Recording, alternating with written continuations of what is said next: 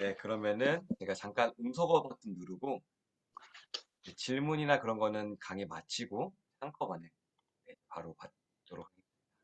그러면 기도하고 시작하겠습니다. 사랑이 많으신 하나님 감사합니다.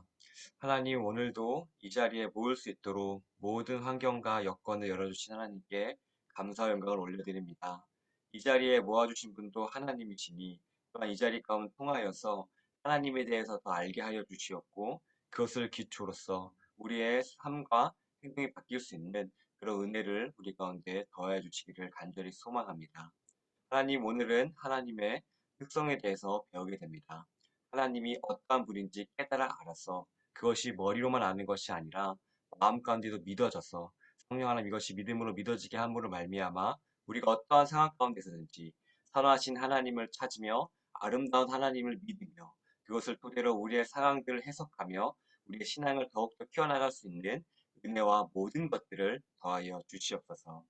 감사드리며 이 모든 말씀 살아계신 예수 그리스도 이름으로 기도합니다. 아멘. 네, 감사합니다. 그러면 바로 저희 책에 피면은 64쪽을 보기 전에 잠깐만 이것을 보도록 하겠습니다.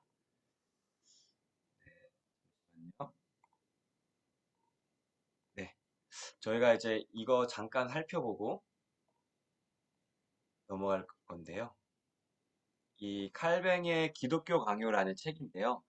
여기서 이제 잠깐 왜 우리가 이 하나님에 대해서 배워야 되는지 잠깐 그 동기부여를 하기 위해서 잠깐 이것을 보도록 하겠습니다. 여기에 칼뱅의 기독교 강요는 이제 총 4권으로 최종판에 뭐 3권짜리도 4권짜리 있지만 거기 중에서 이제 첫 번째 권에서 1장에는요.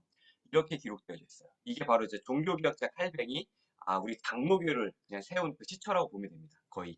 그렇게 이제 스코틀랜드 했겠지만 거기서 중요한 역할을 하는 게 바로 이 칼뱅인데요. 이 칼뱅이 얘기했을 때에 보면은 뭐라고 기록되어 있었냐면은 1장에 보면 이렇게 기록되어 있어요. 하나님을 아는 지식과 인간을 아는 지식은 밀접하게 연결되어 있다고 기록되어 있어요. 이게 무슨 말이냐면요. 우리는 하나님을 알면 알수록 우리 자신에 대해 잘 알 수 있다는 거예요. 이게 포인트입니다.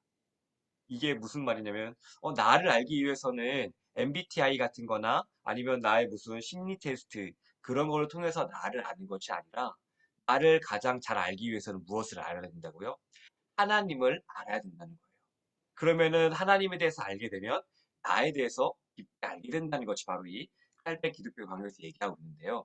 그러면은 하나님을 아는 것과 나를 아는 것이 무슨 상관이 있을까요? 라고 했을 때는요. 여기 하나님을 아는 지식에는요. 이렇게 써져 있어요. 뭐냐면요. 생명을 포함해서 하나님으로부터 모든 것을 받았기 때문에 그분을 생각할 수밖에 없다라는 거예요. 이게 무엇을 의미하냐면요. 하나님께서는요. 무에서 유를 창조하셨습니다. 모든 것들을 다 만드신 거예요. 우리의 손과 만과 또 우리가 감정과 지식과 모든 것들을 하나님께서 만드신 거예요. 그리고 그것을 하나님께로 받았기 때문에 우리는 그것을 주신 하나님을 바라볼 수밖에 없다는 거예요. 그리고 우리 자신을 아는 지식은 무엇이냐면요. 하나님이 보시기에 우리가 가지고 있는 은하, 우리의 힘은 악함이며 우리의 지혜는 어디서 왔다니. 이게 무엇을 의미하냐면요. 창세기에 보면은 천지창조 때로 돌아가면은 아담과 하와가 있잖아요. 아담과 하와가 처음에는요. 하나님과 이렇게 죄로 막혀져 있지 않고 연결되어 있어서 되게 지정의와 통찰 같은 게 너무나 뛰어났어요. 하나님과 예를 들면은 저런 광활한 파도를 보면은 저 큰 파도를 보면 하나님의 크심을 보고 저 하늘을 보면은 와, 저 하나님의 크신 하나님 하늘을 보고 그리고 꽃을 보고 보면은 아름다운 하나님. 그렇게 어떠한 것을 통해서도 하나님을 캐치해내고 하나님의 아름다움이 거기에 묻어져 있구나는 것을 캐치할 수 있었는데 그렇게 지정인가 뛰어났는데 아담과 하와가 뭘 했죠? 선과 악을 알게 하는 나무를 따먹었어요, 과실을. 그랬을 때에 그 죄로 인하여서 하나님과 아담과 하와의 관계가 단절이 됩니다. 죄로 맡기게 돼요. 때문에 아담과 하와는요, 바다를 봐도 하나님의 크심을 떠올리지 못해요. 꽃을 보고 아름다워도 그 아름다운 것을 볼지라도 하나님의 아름다움을 떠올리지 못해요. 그것이 이꼬르 뭐라고 하냐면요. 하나님께서 다 창조하셨다고 하셨죠. 이게 무엇을 의미하냐면 하나님께서는요. 아름다움이라는 것도 창조하셨어요. 우리가 느끼는. 그리고 진리라는 것도 창조하셨어요. 또 우리가 느낀 참 좋은 것이라고 창조하셨어요.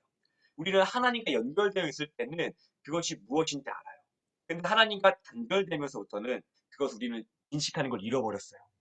때문에 우리가 생각하는 최선은 뭐죠? 뭐, 그 10대, 20대 설문조사 보니까 이렇더라고요. 돈 많은 거, 남들에게 빚지지 않는 거, 뭐 주식 대박 나는 거. 그게 최선의 삶이라는 거예요. 그만큼 우리의 인간에는 하나님과 단절되면서 우리가 생각할 수 있는 최선은요, 그 하나님께서 보여주신 그 최선에 나아가는 것이 아니라 막혀가지고 이 땅에 있는 것만, 썩어지는 것만, 그 순간에 있는 것만 그 최선의 진리이냐, 그것이 마치 최고의 아름다움인 양밖에 생각하지 못하는 존재가 돼버린 게 우리라는 거예요.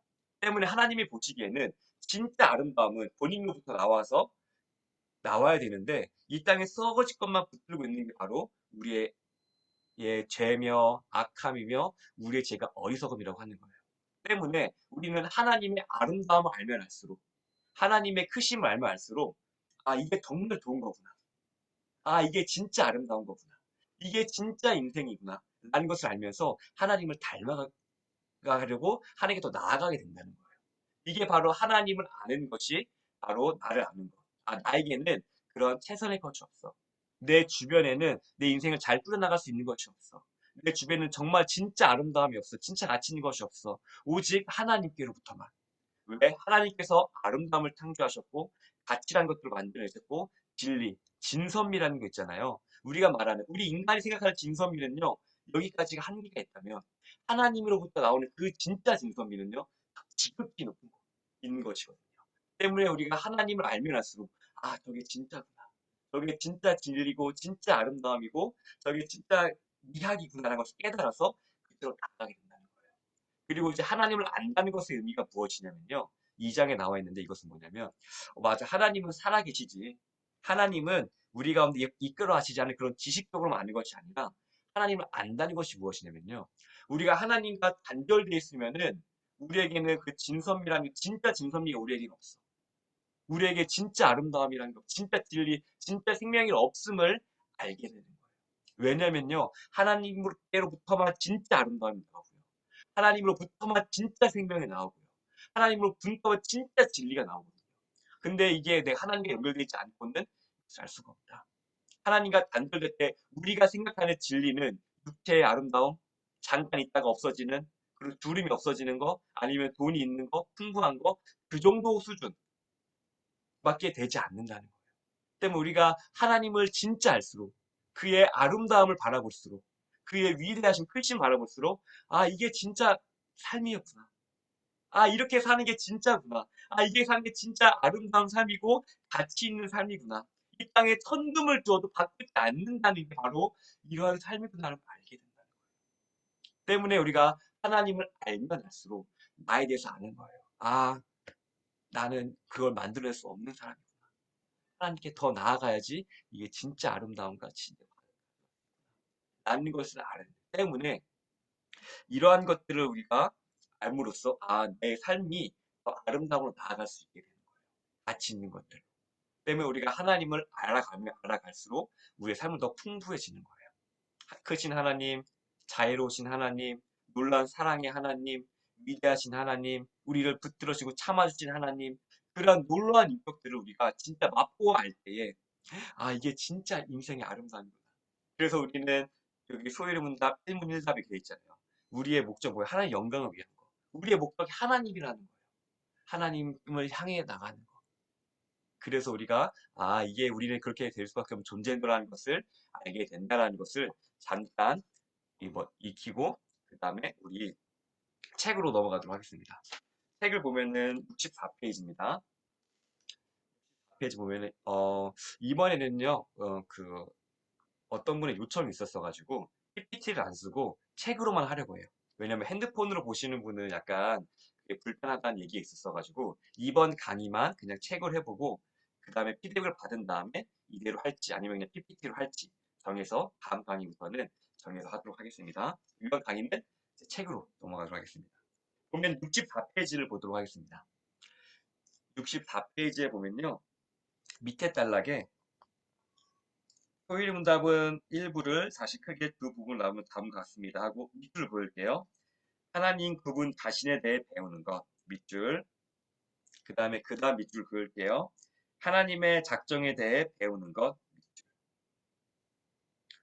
네, 이거는 우리가 하나님에 대해서 알아야지만 7문부터 38문의 작정이라는 것을 알 수가 있어요. 이게 대표적인 예가 이런 거예요. 우리 사람은요, 환경에 따라서 하나님을 판단하는 경우가 많아요. 왜 이러냐면요. 하나님, 내가 착하게 살았는데 왜 나한테 이런 어려움이 생기죠?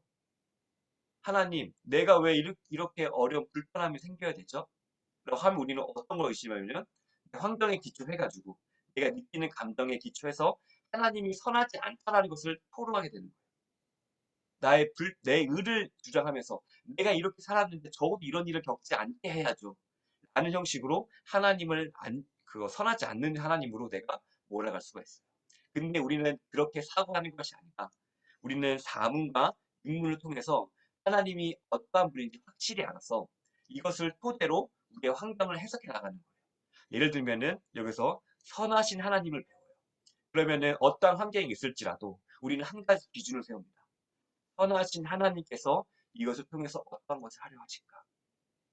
바로 불평불만하고 하나님은 안 좋으신 분입니다라고 바로 나가는 것이 아니라 선하신 하나님이라는 기준, 그리고 우리를 절대 손해보지 않게 하신 하나님이라는 기준, 절대선이라는 하나님이라는 기준, 그 기준을 세운 다음에 우리의 닥친 환경들을 보고 해석하게 됩니다. 우리가 이것이 되지 않는 이상은 이 작정이라는 것에서 의심하게 돼요. 때문에 우리 여기서 포인트가 뭐냐면요. 하나님이 선하신 분이라는 것을 이 작정이 하나님에 대해서 배운 다음에 그다음에 하나님이 만드신 것이 바로 이 작정이라는 하나님의 계획이라고 있거든요. 때문에 우리가 하나님의 계획을 선하다고 하는 이유가 무엇이냐면은 이 계획 자체가 선한 것이 아니라고 해요. 하나님이 선하신 하나님께서 이것을 만드셨기 때문에 이 계획도 선할 것이다라고 하면서 그 계획을 선하다고 보는 거거든요. 하나님의 인격과 하나님 세우신 계획을 연결시키는 건데 이것을 좀 더 살펴보면서 이거에 대해서 풀어가도록 하겠습니다. 넘기도록 하겠습니다. 보면은 66쪽입니다. 66쪽 보면은 흰 네모 보면요. 흰 네모에 하나님은 어떤 분인가요? 밑줄을 그을게요. 하나님 어떤 분인가요? 그리고 이제 답에 보면은 또 밑줄 그립니다. 다 밑줄 그겠습니다. 하나님은 영이신데 무한, 영원, 불변하는 영이십니다. 그의 존재, 지혜, 권능, 거룩하심, 공의, 인자, 진실하심이라고 얘기하고 있어요. 네, 이것이 무엇이냐고 하면 뭔가 어려운 말인데 이것을 조금 더 위에 올리면 표로 나와 있잖아요. 표를 볼게요. 표에 보면은 하나님 사문하고 하나님 영이시다라고 되어 있잖아요. 하나님은 영이시다라고 밑줄을 그을게요. 그러면 이 하나님이 영이라는 것이 무엇이냐고 했을 때에 뭐냐면 영의 특성이 뭐가 있냐면은 무한, 영원, 불변이라고 이렇게 동그라미 칠게요. 그러면은 무엇이 영원하고 무한하고 불변하냐 하면요. 이런 거예요. 존재, 지혜, 권능, 거룩, 공의, 인자, 진실하심이. 이게 무엇을 의미하냐면요. 존재, 그의 땡땡땡 되어 있는 거 다 동그라미 칠게요. 그리고 이꼬르 하고 최고선이라고 적을게요. 최고선. 이게 무엇이냐면요. 인간은 나름의 최선이라는 게 있잖아요. 그렇죠? 이게 나의 최선이어서 얘기해요. 내 인생 가운데 내 선택 가운데 이게 최선이었어. 누가 봐도 이게 최선이야. 최선이란 말을 합니다. 그런데 그 최선 중에 초월한 최고의 선, 그것이 바로 하나님이라는 거예요. 우리는 하나님을 선택했을 때에 비로소 진짜 최고선, 진짜 이게 최선을 다했구나 라고 이야기할 수 있는 존재라는 거예요. 즉 하나님께서 가장 최선이 되시고 그 밑에 조금 있는 것들이 내 인간이 말하는 최선이라는 거예요. 때문에 우리는 이 하나님을 추구했을 때에 우리 인생에서 정말 최고의 선을 추구했구나 라는 것을 우리는 이해할 수가 있게 됩니다. 그러면은 바로 넘어가서 67쪽을 보도록 하겠습니다. 근데 67쪽의 두 번째 단락에 두 번째 줄부터 밑줄을 그을게요. 두 번째 단락의 두 번째 줄. 여기서는 후가 아니라 왓으로 묶고 있습니다. 밑줄을 그을게요. 쭉 읽을게요. 아마도 요리문답에 깔린 접근법은 우리가 하나님이 누구신가 존재를 직접 알 수 없고 그분의 속성에 대해서 알 수 있다는 식인가 봅니다. 밑줄 그을게요. 이것이 의미하는 바가 보시면요. 여기는 who are you라고 쓰지 않고 what is God이라고 썼어요. 이게 무엇이냐면은 기본으로 전제를 하고 있다는 의미예요. 뭐냐면 우리는 하나님을 완전히 알 수 없다. 다만 하나님께서 우리에게 보여주신 만큼만 알 수 있다라고 해서 그 보여주신 부분을 여기는 what이라는 표현을 써서 속성의 부분만 알 수 있다라는 것을 전제하고 있는 거예요. 즉 누군가가 이렇게 얘기하는 사람들 나는 하나님에 대해서 다 알아. 나는 몽땅 하나님에 대해서 알아라고 하는 사람들은요. 이단이라는 거예요. 왜냐하면 하나님께서 우리는 인간이기 때문에 보여주신 만큼만 알고 수 있어요. 이거에 대한 덕절한 예를 하나 들어볼게요. 여기에 컵이 하나 있습니다. 근데 이 컵 안에 태평양 물을 다 담을 수 있을까요? 못 담아내겠죠. 마찬가지로 인간이라는 지식과 인간이라는 한계와 인식 오감에 있어서 그 크신 하나님의 모든 것들을 담아낼 수 없다는 거예요. 때문에 하나님께서는요, 인간에게 계시라는 것을 통해서 여기에 담아낼 수 있을 만큼만 주십니다. 그리고 이것이 왜 가장 좋은 것이냐면은 하나님은 어떠한 분이시냐면 최선의 하나님이잖아요. 최고의 선. 선이신 하나님이잖아요.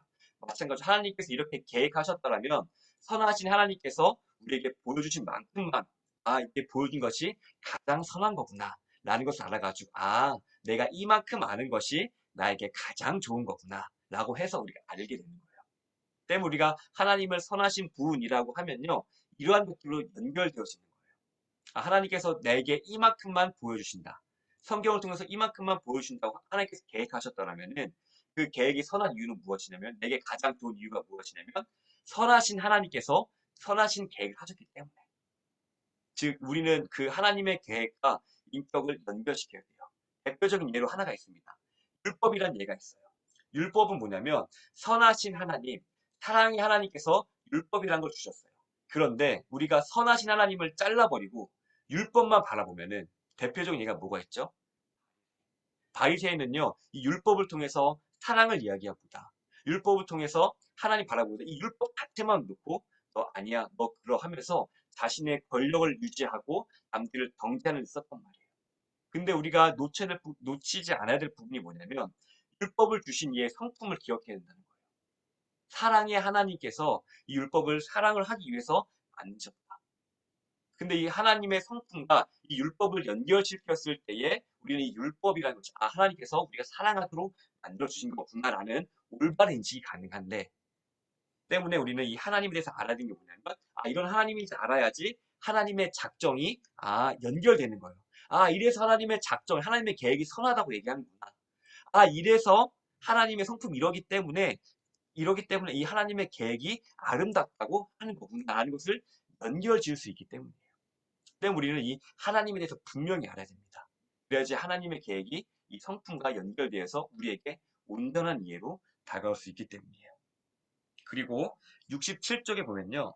마지막 단락에 위에서 네 번째 줄 펼칠게요. 네 번. 그 답은 하나님이 우리에게 가르쳐 주셔야 알 수 있다입니다. 이 밑줄을 그을게요. 아까 말씀드린 대로 우리가 하나님에 대해서 안다는 거는요. 이런 거예요. 여기 이 작은 컵에 태평양, 아니 더 우주를 담는다고 우주보다 더 큰 것을 담아내려 생각하는 거예요. 가능할까요? 가능하지 않죠. 하지만 하나님께서 우리에게 보여주신 만큼만 가능하다라는 것이 바로 그래. 네. 때문에 여기에 대해서 하나님께서 알게 해주는 우리가 아는 우리의 당연한 반응은 무엇이냐면요. 감사가 나와야 돼요. 왜냐면은 우리는 이것을 담아내지 못하고 상상도 못하고 닿을 수 없는데 하나님께서 우리에게 친히 우리가 인식할 수 있는 만큼만 우리가 이해할 수 있을 만큼만 우리에게 알려주신 거예요. 보여주신 거예요. 너 이렇게 해서 보렴. 이렇게 해서 나에 대해서 알려주신 거예요. 때문에 우리는 그 하나님의 섬세하심과 우리에게 가르쳐주신다는 그 알려주심에 있어서 감사함을 받아야 된다라는 것이 우리의 반응이 되어야 된다라는 겁니다. 그러면 이제 68쪽에 넘기도록 하겠습니다. 그러면 이제 하나님을 아는 지식이라고 나옵니다. 이거 보면요. 첫 번째 줄 밑줄을 그을게요. 하나님을 우리가 분석해서 파악할 수 있는 그런 대상이 아닙니다. 밑줄. 여기서 하나에게 나온 게 뭐냐면 그 뭐 생물학이나 그런 것들 보면은 생물학은 하나를 집중해서 파서 그것이 무엇인지 분석을 해요. 근데 우리 신학이라는 것은 무엇이냐면요. 분석할 대상이 없잖아요. 근데 신학이라는 것은 뭐냐면은 하나님께서 우리에게 보여주신 이 성경을 통해서 그 다음에 그 성경을 연구하고 하는 게 바로 이 신학이라는 거예요. 하나님이 어떤 분인지 아는 거. 그래서 이것을 하나님께서 자신을 보여주셨다는 게 바로 이 계시라는 말인데요. 이 계시라는 것이 뭐냐면 우리가 하나님께서 노력해서 아는 것이 아니라 하나님께서 우리에게 보여주셨다. 이게 계시라고 하는 거거든요. 앞으로 우리가 익숙해져야 될 말이 계시라는 말입니다. 그래서 대표적인 계시 예가 뭐가 있죠? 성경. 우리는 성경을 통해서 하나님이 선하신 분이고 그리고 죄를 싫어하신 분이라는 구체적인 것을 알 수 있어요.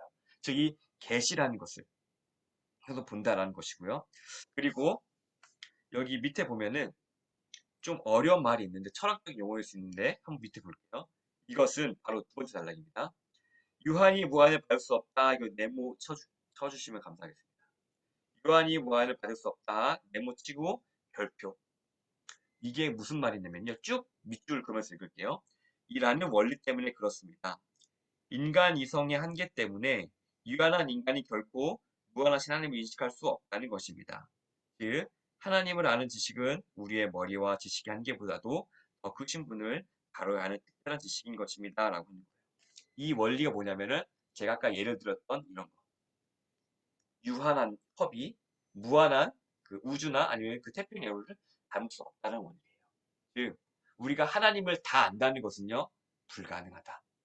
하나님이 우리에게 계시하는 만큼 보여주신 만큼만 우리가 알 수 있다는 것을 전제해야 됩니다. 그리고 68쪽. 그럼 우리가 하나님을 어떻게 알아요? 라고 하면요. 68쪽 마지막 단락에 밑에서 하나, 둘, 셋, 다섯 번째 줄. 중간부터 읽을게요. 별표 치고 밑줄 그을겠습니다. 하나님께서 우리에게 가르쳐 주신다라는 거예요. 하나님께서 우리에게 알려주신다는 거예요. 이래서 진짜 은혜인 거예요. 그 크신 하나님이 날 연구해봐 라고 그냥 우리를 내버려두는 것이 아니라 알려주신다고요. 보여주시는 거예요. 그게 바로 하나님의 은혜입니다. 즉 우리는 여기서 뭘 봐야 되냐면요. 하나님께서 우리를 창조하시고 내버려 두시는 게 아니라 우리가 어떻게 살아야 되는지 하나님이 어떤 분인지 알려주시도록 우리를 이끌고 계시고 우리를 내팽개치지 아니하시고 이끌어 가신다는 거예요. 하나님 우리를 창조해 놓고 너 마음대로 살아 내버려 두신다는 것이 아니라 우리는 이것을 통해서 뭘 느껴야 되냐면요. 아 하나님께서는 우리가 살아갈 때 필요한 것들을 충족시켜 주시는구나. 우리를 세세하게 우리가 알 수 있을 만큼 우리의 입장에 맞춰서 우리의 환경에 맞춰서 우리를 하나하나씩 챙겨주시는 분이구나라는 걸 우리가 여기서 깨달아야 돼요. 하나님의 섬세하심과 하나님의 사랑을 우리는 여기서 깨달아야 되는 것입니다. 그리고 69쪽 이거는 택을 첫 번째 줄 그 별표 칠게요. 더 중요한 것은 쭉 읽으면서 밑줄 긋겠습니다. 그렇게 크고 놀랍고 고귀하신 분이 자기 자신 우리에게 알리신다는 사실이 주는 감동입니다. 밑줄 긋을게요. 이게 우리의 반응이어야 돼요. 우리가 하나님에 대해서 알 때마다 아, 하나님이 이런 크신 하나님인데 자신에서 알려주시는구나, 보여주시는구나 하면서 감동을 느껴야 된다. 감사를 느껴야 된다는 거예요. 이게 당연한 것이 아니라 하나님의 배려고 사랑이고 우리를 내팽개치지 않고 인도하신다는 증거구나 라는 것을 바라봐야 된다는 것입니다. 네. 그리고 바로 넘기도록 하겠습니다. 70쪽입니다. 70쪽 보면요. 여기 맨 위에 하나님은 영이시다. 그 별표 치고 밑줄 바로 그을게요. 70쪽입니다. 맨 위에 별표 치고 하나님은 영이시다. 영이신데 무한 영원 불변하는 영이시다. 밑줄 그을게요. 이게 무슨 뜻이냐면요. 밑에 그림 있죠. 그림을 네모표 쳐주시고 별표를 부탁드릴게요. 즉 하나님은 영이라는 거예요. 영이라는 것은 뭐죠? 육체가 없다는 얘기입니다. 이것을 우리가 짚고 넘어가야지 앞으로 나올 때 우리가 하나님에 대해서 기독교가 이제 1000년 넘는 역사에서 수많은 이단들이 있거든요. 그런 것도 우리가 분별하면서 쳐낼 수가 있어요. 즉 우리가 분명 알아야 될 것은 하나님은 영이시다라는 것입니다. 그리고 하나님은 무한하고 무궁하고 불변하며 존재, 지혜, 권능 이 모든 것이 충만한 영이다라는 것을 일단 염두에 두시고 밑줄 한번 그어볼게요. 첫 번째 이제 하면 이제 두 번째 단락이 있죠. 두 번째 줄. 하나님은 영이시다 밑줄.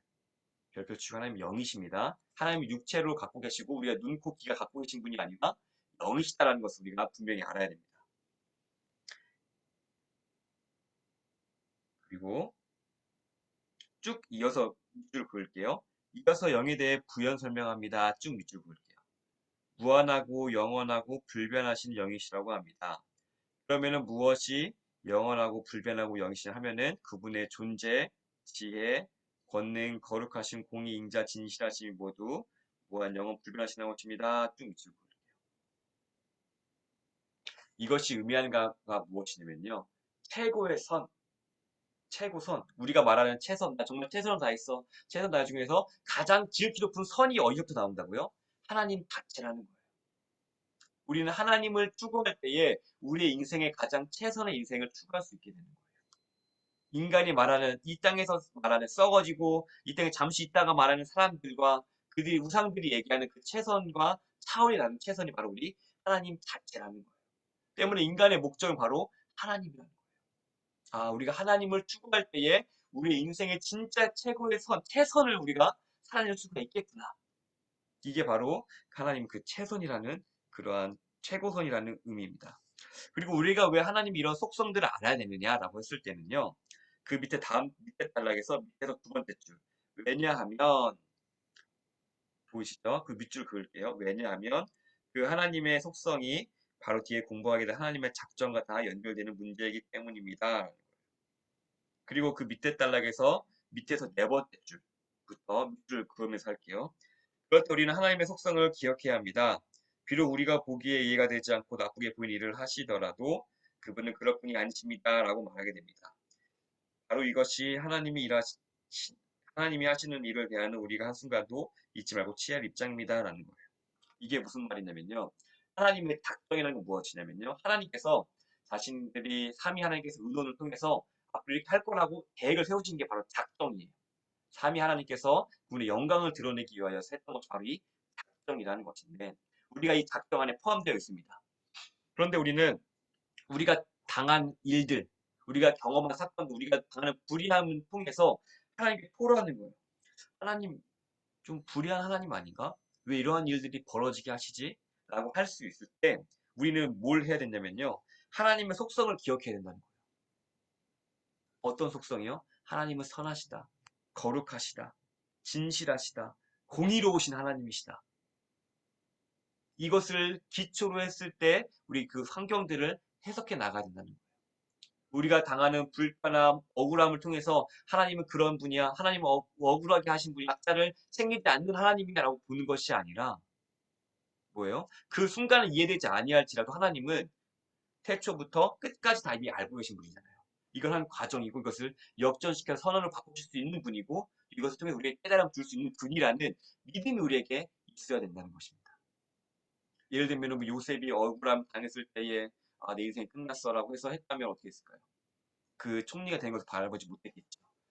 마찬가지로 그 순간에 있을지라도 아, 하나님은 선하신 분이시지. 이걸 통해서 우리에게 뭔가 역사하실 거야. 하나님은 손해보지 않게 하시는 분이 내 인생을 책임져 주시는 하나님이시지. 맞아. 내 인생 이거 어려움 겪을지라도 인생을 역전시켜서 합력하여서 선을 이루실 거야. 라는 그런 믿음의 확신. 그러한 것들이 있을 때 우리는 하나님과 교제가 되고 믿음이 하고 생긴다는 것입니다. 때문에 우리가 하나님의 속성 아는 것이 그래서 중요해요. 우리의 환경을 해석할 수 있는 근거가 되거든요. 때문에 이래서 우리가 하나님을 바로 하는 것이 너무나 중요합니다. 환경에 의해서 내 생각들이 지배되는 것이 아니라 내가 그 믿는 것을 내가 환경을 바라보게 되는 거예요. 하나님은 선하신 분, 그리고 이러한 일이 내가 하게 되지 않고 하나님께서 선으로 바꾸실 있으신 분 때문에 우리는 어떠한 상황에서도 두려움에 처하지 않게 돼요. 담대하게 돼요. 왜냐면은 내가 당장에 이룰지라도 하나님 선하신 하나님께서 이대로 두지 않으실 거라는 믿음 때문에. 그래도 우리가 하나님 속성 아는 것이 이래서 중요합니다. 그리고 71쪽을 넘어가도록 하겠습니다. 71쪽 보면 그림이 있잖아요. 표가 있는데 인간의 목적은 하나님 밑줄 주황색으로 표시되는 겁니다. 그리고 밑에 하나님에 대해 믿을 것 밑줄. 이거를 보면서 왜 이게 다시 한번 전체적인 큰 그림을 살펴보는 입니다. 보면은 인간의 목적은 하나님이라고 했을 때에 뭐냐면 하나님은요, 아름다움도 하나님으로부터 나오고, 지식도 하나님으로부터 나오고, 위대함도 하나님으로부터 나옵니다. 그렇죠? 때문에 우리가 그 하나님을 추구할 때에만 참사랑도 하나님으로부터 나오고요. 오염되지 않은 그 참사랑. 때문에 우리가 하나님을 바라보고 하나님께 나아갈 때에만 그 참사랑을 맛볼 수 있고, 참 인자를 맛볼 수 있고, 참된 그 진리의 아름다움을 맛볼 수가 있게 되는 거예요. 때문에 인간의 목적은 하나님이라고 하는 것은 우리의 목적을 이 땅에서 잘 사고 하는 거, 이 땅에서 추구하는 명예, 이 땅에서 편함을 추구하는 것이 아니라 그것을 지극히 초월하는 하나님의 그 진짜 사랑, 하나님의 그 아름다움, 인간이 기뻐할 수 있는 그 인간이 아름다움이라고 느끼는 그것의 핵심, 그것의 그 시초, 그것을 우리가 누리게 된다는 거예요. 그래서 우리가 하나님을 추구해야 된다는 거예요. 그것보다, 그 무엇보다 가치 있는 것, 그것을 우리가 추구해야 된다. 때문에 우리가 분명히 알아야 될 것은 무엇이냐면요. 돼지목의 진주목걸이라고 비유든 거 예수님께서 기억하시나요? 돼지는요, 그 진주 목걸이의 가치를 모르기 때문에 그래서 막대해요. 근데 이 진주의 가치를 아는 사람은 어떡하죠? 고귀하게 다루겠죠. 마찬가지로 우리가 또 기도해야 될 것은 무엇이냐면요. 내가 하나님의 속성에 대해서 알았습니다. 그런데 주님, 근데 이것을 분별할 수 있는 것을 성령께서 깨달음과 지혜를 주십시오. 이것을 또한 기도해야 돼요. 때문에 우리가 그것에 동시에 선택에 있을 때 하나님, 내가 하나님 것이 진짜 아름다움과 진짜 진리만 알아서 이걸 선택할 수 있는 분별력과 용기를 달라고 우리 또한 기도를 해야 돼요. 이거는 머리로 아는 것이 아닌 하나님께서 우리에게 믿음을 주셔야 되고 하기 때문이거든요. 왜 우리가 이 믿음이 필요하고 하냐고 하면요. 그 믿음이라는 것은요. 이꼬르 기다림이에요. 왜 그러냐라고 하면 히브리서 11장 보면요. 믿음에 보이지 않는 것을 실상을 얘기하는 것은 그 핵심이 뭐냐면 이 믿음을 통해서 견디게 되고요. 이 믿음 하나님께서 예를 들어 볼게요. 아브라함이 하나님을 믿으면 뭐였죠? 100세까지 기다렸잖아요. 그렇죠. 그게 이루어질 거라고 믿었던 거예요. 그렇기 때문에 기다렸던 거예요. 마찬가지로 우리가 하나님의 선하심을 믿는다면요. 우리는 당장에 이루어지지 않는다고 불평하는 것이 아니라 그 하나님의 선하심이 우리 눈에 드러날 때까지 그 계획을 성취할 때까지 우리는 기다리는 거예요. 그게 바로 이 믿음, 그 기다림이라고 하는 것입니다. 네, 다시 넘어가도록 하겠습니다. 다시 본론 들어갈게요. 인간의 목적 하나님이라고 되어 있으면요. 이거에 대한 우리의 반응이 무엇이냐면요. 밑줄 그을게요. 아, 그렇게 사는 것이 인간에게 복이구나라는 것을 밑줄 그을게요. 여기서부터 뭘 느끼게 되냐면 복의 관점이 바뀌는 거예요. 무슨 뜻이냐면 우리는 흔히 생각하는 복이란 뭐예요? 건강의 복, 물질 축복의 복, 인간관계의 복 이런 것이 우리의 복이라고 생각해요. 그런데 이 소율이 문답에서 뭐라고 선언해요? 이 성경한테 뭐라고 선언해요? 하나님이 복이라고 선언하는 거예요. 하나님을 가까이 하고 하나님을 또 나아가는 게 복이라고 선포를 하는 거예요. 복의 개념이 아예 바뀌어버리는 거예요. 아, 그렇게 사는 것이 복이구나라는 반응이 나오는 거예요. 나는 건강이 복인 줄 알았는데, 아, 나는 이 땅에서 물질 축복이 그게 복의 전부인 줄 알았는데, 나는 여기서 인맥 풀리는 게 복의 전부인 줄 알았는데, 아, 그것이 복이 아니라 하나님에게더 나아가는 거. 하나님과 연결돼서 하나님의 아름다움을 내 삶에서 내가 누리는 거. 그것이 복이구나. 라는 그 복의 개념이 바뀌게 돼요. 그러면 그 두 번째 반응, 볼게요. 그러면 복된 삶을 어떻게 살아가야 되지? 라고 얘기하는 거예요. 그러면 그것은 성경에 나와 있고, 성경의 내용을 하면은 밑줄 그을게요. 인간이 하나님에 대해 무엇을 믿을 것인가? 밑줄. 그리고 하나님이 인간에게 무엇을 요구하시나? 밑줄. 왜냐면 우리는 하나님께서 인간에게 요구하신 것을 지킬 때에 그 하나님의 선하심을 우리는 드러내게 되는 거예요. 보면은 이게 또 어떠한 상황을 보냐면요. 이 세상에서 인간이 생각하는 아름다움, 뭐 미술품이 있을 수도 있어요. 자연 환경이 있을 수도 있어요. 아니면은 뭐 노래가 아름다움이라고 얘기할 수 있어요. 그런데 진짜 아름다움은 뭐라 그랬죠? 하나님으로부터 나오고 하나님이 참 아름다움이에요. 왜냐 하나님이 아름다움 창조하셨고 하나님으로부터 아름다움이 나오기 때문이에요. 그런데 그 하나님의 아름다움을 대변할 수 있는 게 어떠한 방법이냐면 하나님이 인간에게 요구하신 것을 순종할 때에 우리는 그 하나님의 지극히 사랑과 아름다움을 드러내는 존재가 될 수 있다는 거예요. 이게 그래서 우리가 인간이 존귀하다는 거예요. 하나님을 이 땅에 살아계심을 드러내는 거. 이 꼴은 빛과 소금의 역할. 그러면 사람들이 이게 진짜 아름다움이라는 걸 사람들이 알아요. 왜냐 하나님께서는 인간 가운데 종교의 씨앗과 그 아름다움 볼 수 있는 것들을 심어줬기 때문에. 다만 그 왜곡돼 가지고 모르기 때문에. 근데 하나님께서 우리가 그런 삶을 살게 되면요. 그 빛을 보고 돌아가게 돼요. 이게 놀라움이거든요. 즉 세상 사람들이 얘기하는 아름다움은요. 미술품, 어쩌면 자연의 사진, 아니면 어떠한 선행 그런 거예요. 근데 그러한 아름다움보다 아름다움의 근원이신 하나님, 그 하나님께서 그 하나님의 아름다움을 드러낼 수 있는 게 뭐예요? 하나님께서 믿고 요구하시는 걸 순종했을 때에 우리가 하나님의 형상을 드러낸다고 하죠. 그때 우리 형상이 회복되면서 이 세상 가운데 우리가 거하는 곳에서 진짜 아름다움이 무엇인가, 진짜 선이 무엇인가를 드러내고 밝히게 되는 존재가 된다는 거예요. 어둠밖에 없는 세상 가운데 진짜 아름다움과 진짜 선을 인식하지 못하는 그 하나님 모르는 그 어둠 세상 가운데 진짜 소금이 되고 진짜 빛이 되는 역할로 하나님 우리 보내셨다는 의미가 바로 이런 의미예요. 아, 내가 하나님의 형상을 드러낼 수 있는 존재가 되는 나를 통해서 그 하나님의 아름다움을 하나님께서 드러내려고 하시는구나. 그러니까 창조주만이 할 수 있는 것을요, 피조물을 통해서 하시겠다는 거예요. 우리와 동역하시겠다는 그 놀라운 역. 그래서 우리가 존귀하다고 그러는 거예요. 그래서 인간이 놀랍다고 얘기하는 거예요.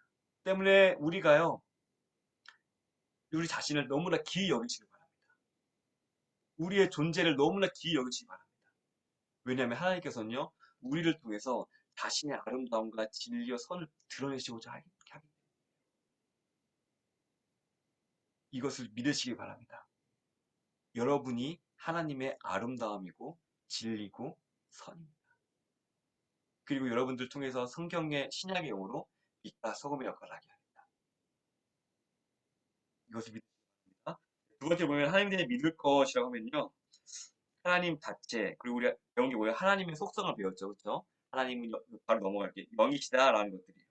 그리고 쭉 내려오면요. 하나님의 작정과 그 실행이라고 되어 있어요. 여기서 하나님의 작정이라고 뭐냐면 하나님의 계획이에요. 근데 이 계획을 그럼 어떻게 실천할까? 구체적인 실행 방안으로는 창조와 섭리라고 갈려져 있어요. 이거 나중에 배울 겁니다. 그리고 위에 보면 창조가 왜 좋았냐라고 되어 있잖아요. 그렇죠? 창조가 왜 좋았을까요? 라고 하면 밑에 밑줄 하나님이 선이시고 완전하심으로 밑줄. 우리는 이런 식으로 사고하는 것들을 배워야 됩니다. 창조가 왜 좋아요? 왜냐하면 선하신 하나님께서 만드셨기 때문에. 완전하신 하나님께서 만드셨기 때문에. 그래서 우리는 창조가 아름답다고 보는 거예요. 즉 창조를 따로 분리시키는 것이 아니라 창조와 하나님을 성품을 연결시키는 거예요. 우리는 이 시선을 가져야 됩니다. 때문에 이것이 없을 때는요. 우리가 바리새인들을 보잖아요. 율법만 딱 빼놓고 이것만 막 펼치는 거. 이것을 오용하는 거. 그런 것을 우리가 벗어날 수가 있어요. 하나님의 성품과 하나님의 계획을 연결시키는 그런 것이 기본하면 그리고 밑에 보면요. 우리가 하나님의 섭리를 신뢰할 수 있을까 밑줄 그리고 그 밑에 하나님이 불변하시고 공의롭기 때문에 우리가 왜 하나님께서 이게 좋은 계획을 믿어요? 왜냐 하나님은 공의롭고 불변하시는 그 속성을 알기 때문에 그렇게 우리는 그렇게 이꼬를 지켜야 됩니다. 무조건 하나님만 믿어 하나씩 그냥 이게 될 거라고 믿는 것이 아니라 하나님의 속성과 창조를 연결시키고 하나님의 속성과 이 섭리를 연결시킴으로써 이래서 내가 하나님은 선하신 분이기 때문에 나는 믿을 수 있어. 하나님의 섭리를 신뢰하는 이유는 하나님이 완전하신 분이기 때문에 나는 그들에 신뢰해. 나의 지혜보다 하나님의 뛰어난 지혜를 알기 때문에 나는 그것을 신뢰해. 나는 자연스럽게 반응으로 나오게 되는 거예요. 때문에 하나님에 대한 속성을 아는 것이 중요한 이유가 무엇이냐면 이런 것들이 연결지어서 우리의 믿음의 기초가 되기 때문에. 네, 그리고 그 녹색 박스에 밑줄 그을게요. 두 번째 줄. 사랑이 많으시고 자비로우시며 동시에 공의로운 분임을 기억 이거 밑줄 그을게요. 하나님은 이런 분입니다. 하나님의 속성을 알아야 돼요. 하나님이 어떤 분인지 알아야지 우리가 앞으로 해석할 때에 그것을 연관지어서 해석을 할 수가 있습니다. 네, 바로 넘어가도록 하겠습니다. 넘어가면은 이제 72쪽이에요. 네, 지금 시간이 많이 지나서 빨리빨리 넘어가도록 하겠습니다. 하나님에 대한 잘못된 관념이라고 하는데요. 이 관념이라는 뜻이 무엇이냐면은 그냥 사람 마음속에 나타나는 내용이라고 적어주시면 돼요. 왜냐하면 어려운 말인데 그냥 사람 마음속에 뭐 하나님은 이런 분이겠지라는 그런 생각들, 내용을 바로 이 관념이라고 하는데요. 하나님에 대해서 잘못 모른다면요. 우리가 잘못 이해한다면, 오해한다면은 이러한 문제점이 나올 수 있다라고 알려주는 건데요. 바로 불가지론, 이신론, 무신론이에요. 불가지론의 뜻이 뭐냐면 첫 번째 줄 밑줄 하나님은 신이심으로 원래 인간은 그분에 대해 결코 알 수 없어라고 하는 거. 이게 불가지론이라는 거예요. 하나님에 대해서 알 수 없지. 근데 우리가 알 수 없나요? 아니죠. 하나님께서 자신을 계시해 보여주셨죠. 성경을 통해서. 그래서 아니다. 입니다. 그리고 이신론 밑줄 첫 번째 밑줄 하나님 계신 건 알겠는데 미안하지만 그게 나랑 무슨 상관이야 밑줄 이게 뭐냐면요. 하나님께서 우리가 알 수 있을 만큼 우리의 담아낼 수 있는 분량 이거지만 우리가 알 수 있을 만큼 알게 하시고 계시를 주셨죠. 그렇죠? 우리를 창조해주고 내버려 두신 것이 아니라 우리를 책임지시고 이끄시기 위해서 성경 보여주시고 계시하시고 하셨다는 거예요. 때문에 이신론도 X. 왜냐하면 하나님께 우리가 보여주셨기 때문에. 그리고 마지막 무신론. 하나님 있으면 나와보라 그래 라고 얘기해요. 이것이 무엇이면 하나님은 창조하셨다는 걸 우리 알고 있잖아요. 그래서 땡. 결국 이것의 공통점이 뭐냐면요. 밑에 줄에 별표 치고 밑줄 그을게요. 이러한 관념들의 공통점은 바로 하나님께서 지금 여기 계시면서 말씀을 하고 계신다는 사실을 모르는 것입니다. 밑줄. 우리가 하나님에 대해서 오해를 하게 되면요. 이러한 어려움들에 빠지게 된다는 거예요. 하나님은 날 보고 왜 내팽개 치실 거야. 근데 하나님은요. 여기 계시고 말씀하고 계시고 보여서 알려주시거든요. 이 하나님의 속성을 우리가 알고 있어야지만 이러한 오류로부터 벗어날 수 있다는 거예요. 그리고 이제 73쪽에 보면요. 맨 위에 큰 글씨로 하나님에 대해 밑줄 그을게요. 하나님에 대해 잘못된 관념 중 그 두 번째는 지나치게 친밀한 분으로 생각하는 것입니다. 라는 거예요. 다신론. 다신론 하면은 첫 번째 줄 밑줄 그리스 로마 신처럼 여러 명의 신들이 자기들끼리 살면서 때로는 화도 내고 욕심도 부리고 질투도 하고 살아갑니다. 이런 거. 그러니까 뭐 인간들이랑 섞여서 사는 그러한 뭐 다양한 신들이 있다라는 그러한 개념이고요. 범신론 첫 번째 줄 밑줄 자연에 존재하는 모든 것들이 다 신성을 가지고 있다는 생각입니다. 예를 들면 일본 보면요. 일본에는요. 그 지역을 섬기는 나무 섬기는 신, 그 돌멩이, 풀, 토끼, 고양이도 다 많아요. 왜 그렇게 하냐면요. 거기에 신성이 있다는 것이거든요. 근데 이것도 아니죠. 그러면은 그 다음에 달라 이러한 가념들의 공통점을 밑줄 그을게요. 바로 하나님께서 피조물과 차원이 다른 지극히 높고 절대적 분리는 사실을 모르는 것입니다라는 거예요. 그리고 72쪽, 73쪽에 보면서 이 중간 지점을 찾아야 돼요. 하나님은 함께 계시며 친밀하고 계세요.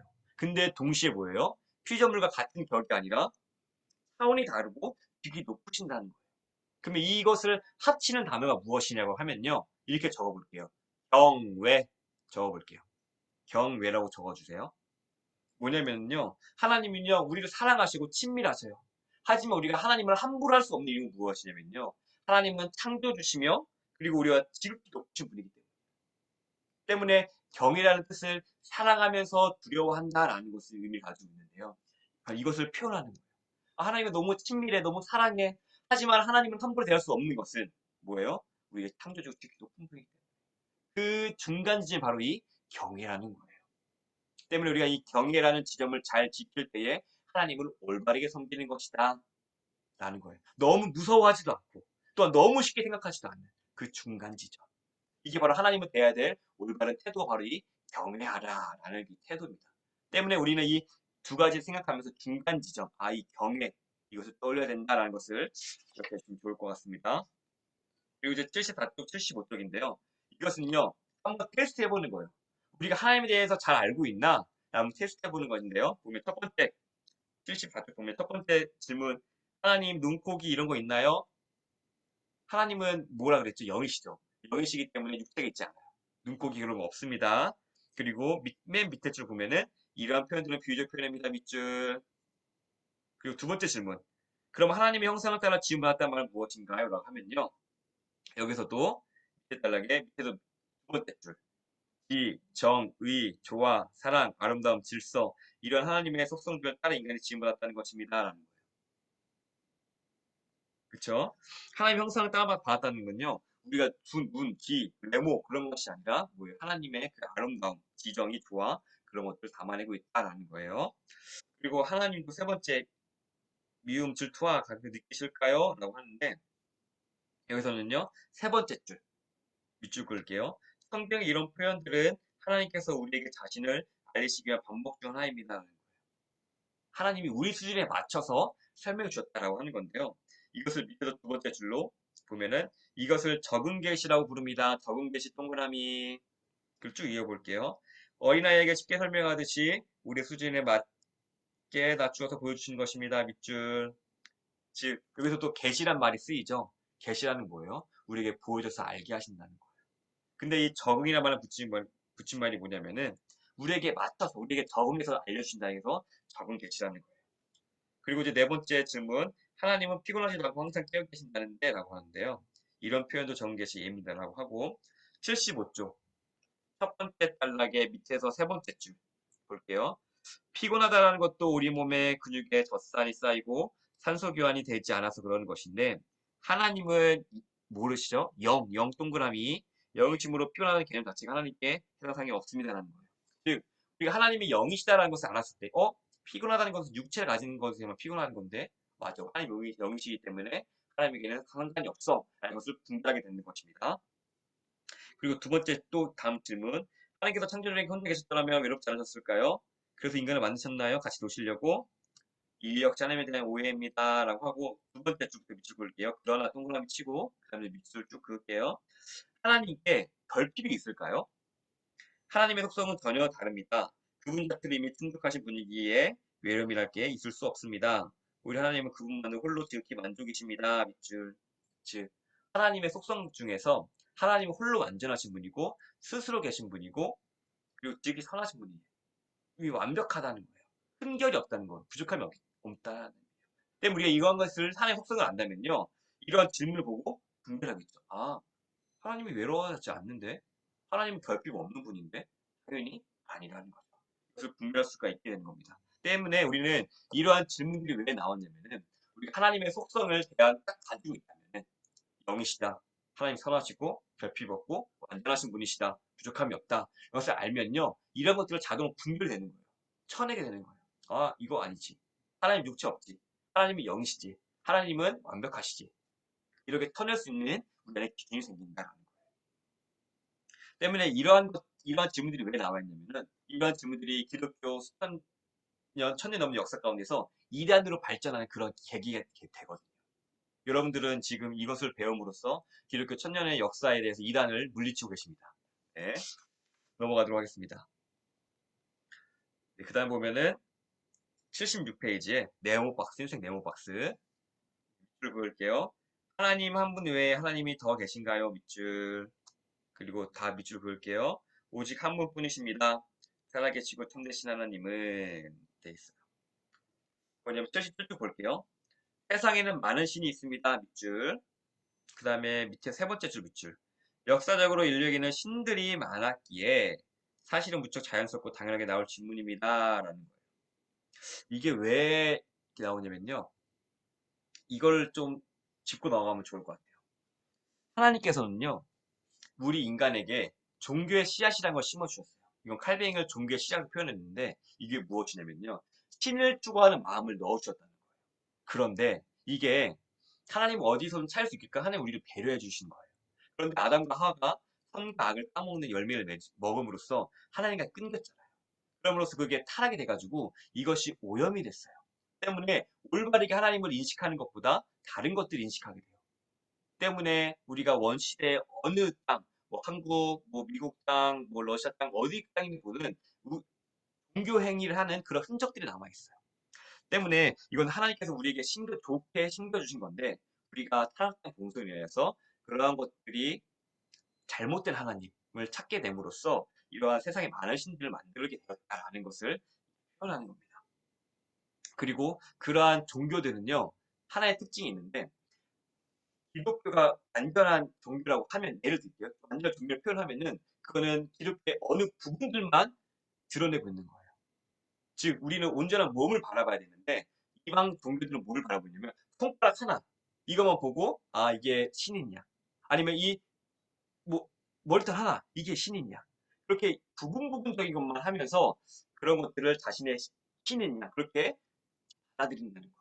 하지만 그것들이 다 기독교가 원형이 되는 것이고 그것들의 진짜 완성은 무엇이냐면은 기독교, 하나님 아는 그 그리스도교다라는 거예요. 때문에 이방 종교들이 간혹가다 그러한 흔적들로 하나님의 기독교의 그 부분들을 드러낼 수 있지만 우리는 그것을 알아야 될 이유가 무엇이냐면은 이것들을 한개 알려주는 거예요. 너가 가리키는 거는 이 기독교의 전체적인 부분에 머리카락 하나에 불과해. 너가 온전한 종교를 갖기 위해서는 이 전체를 알아야 돼 라면서 그리스도를 드러내줄 수 있는 그게 우리의 역할이 되어야 되는 거예요. 아, 이방 종교의 한계를 그래서 알게 알려주고 너가 이 종교가 완전해지기 위해서는 하나님께로 나아가고 예수 그리스도를 알아야 돼 라는 것을 이게 바로 우리의 역할입니다. 이러한 이방 종교들이 수많은 신들에 나왔을 때에 우리가 그들 하겠지만 라고 얘기해 준 것이 아니라 그들을 일반적으로 인정을 해줄 때 하지만 너가 그렇게 더 나아가기 위해서는 그리스도 알려줘야 돼 라고 알려줄 수 있는 그게 우리의 역할이 되어야 됩니다. 그렇기 때문에 이런 것들 하기 위해서 두 번째 단락 밑 위에서 네 번째 줄 살아계시고 참된 하나님은 한 분이시다 밑줄. 그래서 우리가 이것을 알아야 돼요. 너도 종교 괜찮아. 너 구원에도 구원이 있어라고 얘기해 주시는 것이 아니라 하나님은 한 분뿐이라고 얘기해 주는 거예요. 너가 가리키는 한 부분에 불과해. 이것은 구원은 없어. 하나님은 한 분뿐이야. 라고 얘기하는 거예요. 그리고 오직 구원은 예수 그리스도에게만 있다라고 얘기해 주는 겁니다. 그리고 77쪽 마지막 단락에 밑에 첫 번째 줄 계속 밑줄 그을게요. 하지만 그렇다고 인간들이 신을 아예 그 마음속에 지어버릴 수는 없는 것입니다. 그 이유는 하나님께서 모든 사람의 마음 한구석에 깊이 심어두신 신에 대한 인식 때문입니다. 라고 합니다. 그리고 네 번째 줄 쭉 그을게요. 이것은 하나님께서 인간에게 원래 하나님 자신을 발견하도록 심어주신 것이지만 타락한 인간은 하나님을 바로 발견하기보다는 비슷하지만 엉뚱한 것으로 참신으로 알고 그것을 추구하게 되는 안타까운 일들을 행하고 있습니다. 라는 거예요. 그쵸. 이것이 바로 이방 신들을, 여러 우상들을 만들게 되는 원인이 되고 있다라는 겁니다. 넘어가도록 하겠습니다. 그 78쪽을 보면요. 78쪽 보면은 이런 거예요. 뭐 다양한 신 개념이라는 게 있죠. 이거는 한번 봐주시면 좋을 것 같습니다. 네, 그리고 넘어가도록 하겠습니다. 그 다음에 넘어가면 80쪽, 80쪽 넘어갈게요. 80쪽 6문, 이제 흰색 박스 볼게요. 박스 보겠습니다. 밑줄 그을게요. 하나님의 신격에 몇 위가 계신가요? 밑줄, 그 다음에 다 계속 밑줄 그을게요.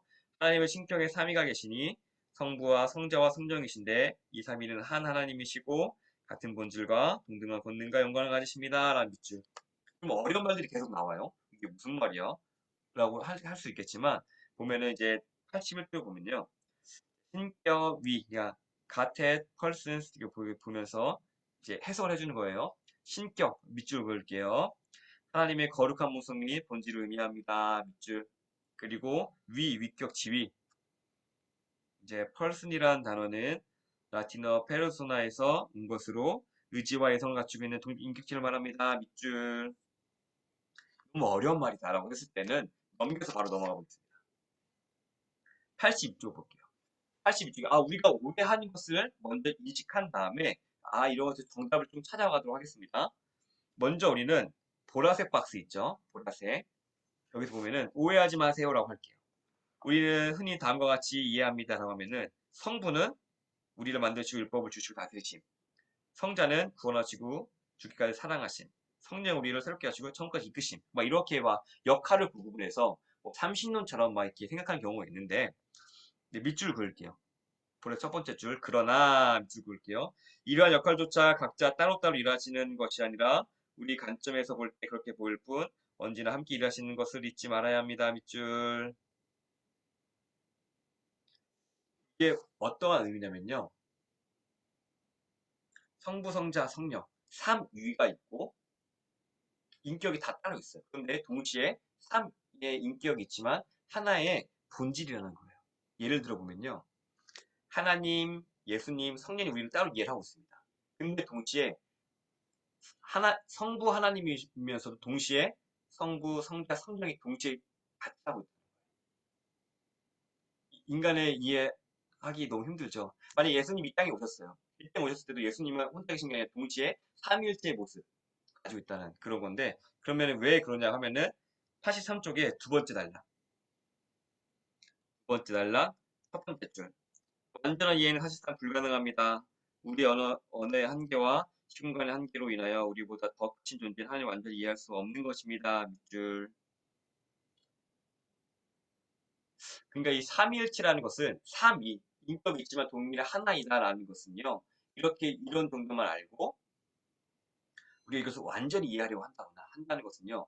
불가능하다. 왜냐하면 하나님의 신비이기 때문에. 왜냐하면 우리는 하나님, 예수님, 성령님 이것을 동시에 얘기할 수 없잖아요. 그렇죠?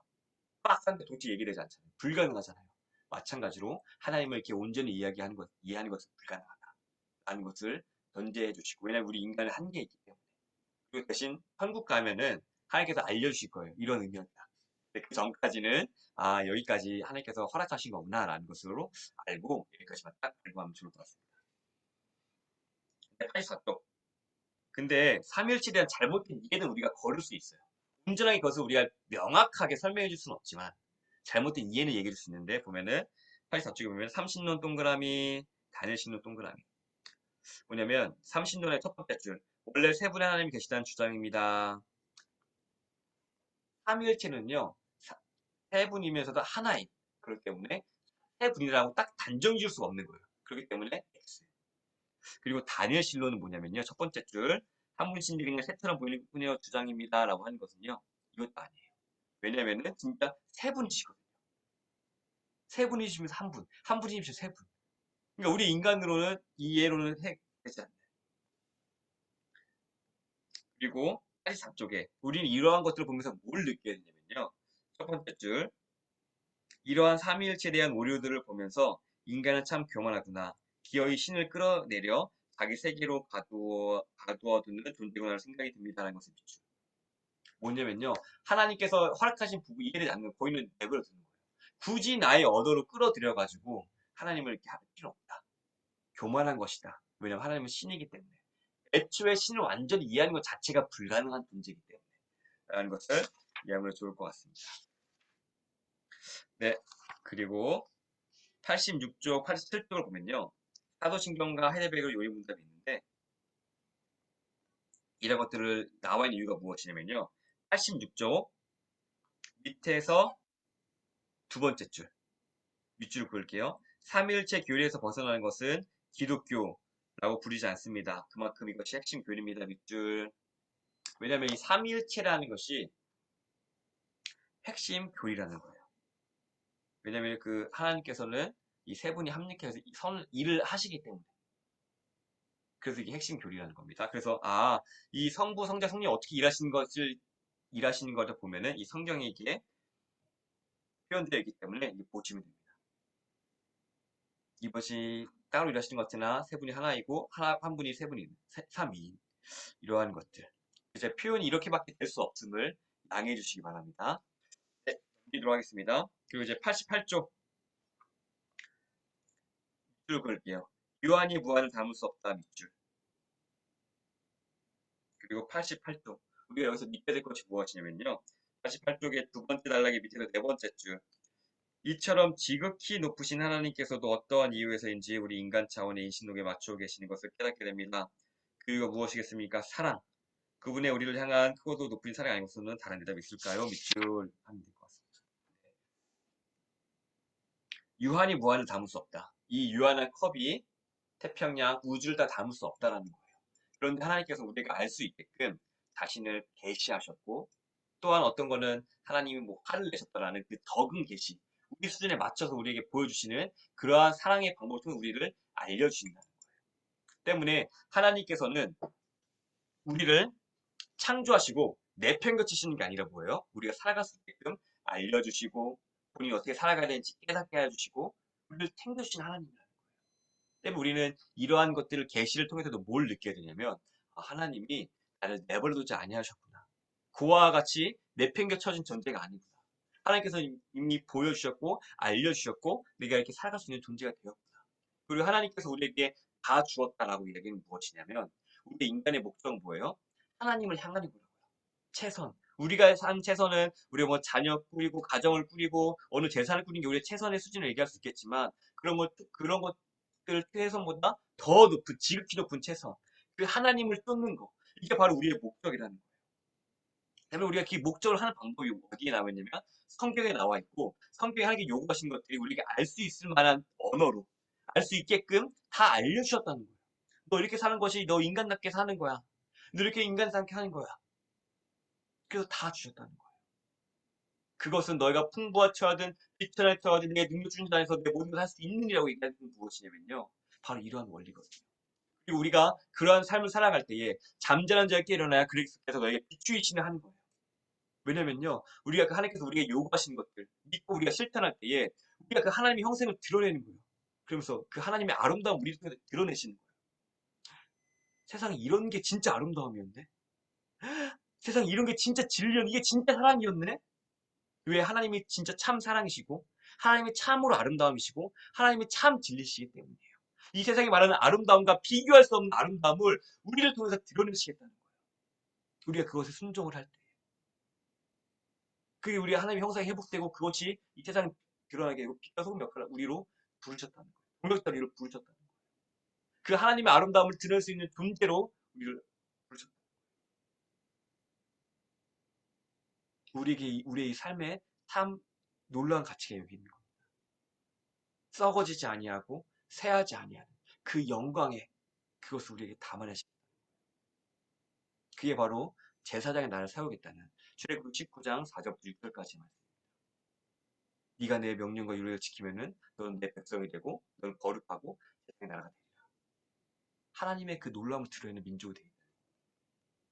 우리에게 지금도 유효한 말씀입니다. 때문에 우리가 그것을 다 하나님께서 주셨다는 거예요. 이것을 믿음으로써 우리 이래서 감사하구나 라는 것을 우리가 감사를 받는 저와 여러분 되기를 진심으로 소원합니다. 네, 감사합니다. 네, 강의를 마치도록 하겠습니다.